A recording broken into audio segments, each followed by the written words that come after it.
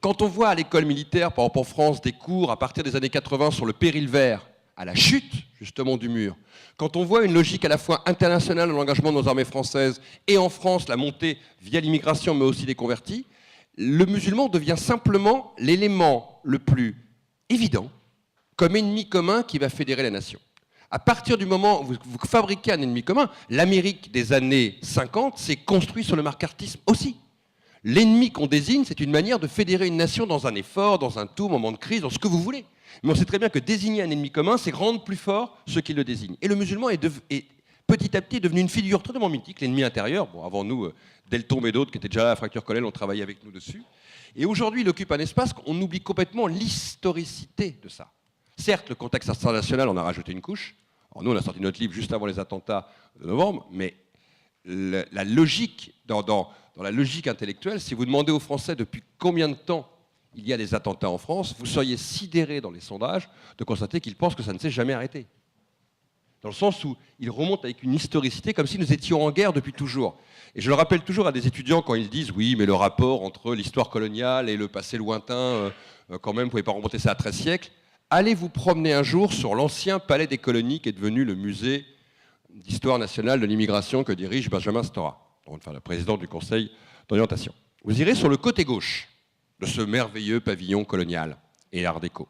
Et vous verrez les noms de tous les grands coloniaux français qui sont gravés dans la pierre. C'était une des grandes œuvres de la République. Lyotet, Bugeaud, ils sont tous là.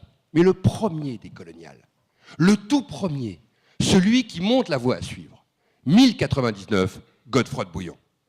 D'accord ? L'empire colonial français commence avec Godefroy de Bouillon et la croisade.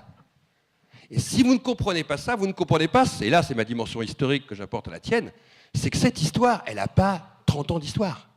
Là, on parle de 10 siècles qui nous contemplent. C'est une longue histoire dont nous vivons une des respirations aujourd'hui, certes cette fois-ci dans l'Hexagone, certes dans une situation internationale très particulière qui fait qu'aujourd'hui le musulman est devenu l'ennemi commun partagé par toute l'Europe. Je pense qu'il y a très peu de pays européens où cette stigmatisation n'est pas dominante aujourd'hui. On le voit, si vous regardez dans les statistiques, à peu près en 10 ans, le musulman, en termes de guillemets, est devenu l'ennemi désigné. Il est même en train de rattraper ce qui était l'absolue horreur, qui étaient les Roms et les Gitans à une époque. C'est-à-dire qu'il est en train d'arriver sur une courbe. Et en même temps, quand vous interrogez les Français sur qu'est-ce qu'un musulman, dans 99% des cas, ils ne vous citent pas un Pakistanais.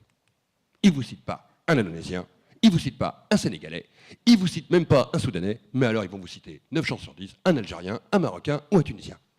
Parce que la haine du Félaga, la haine de l'arabe, la longue histoire que tu connais bien sur les arabicides, sur 61, sur 53, sur 73 à Marseille, sur la longue histoire dans les quartiers populaires, la nouvelle figure de l'ennemi arabe, qui était le Sidi dans les années 20-30, elle se prolonge chez le musulman.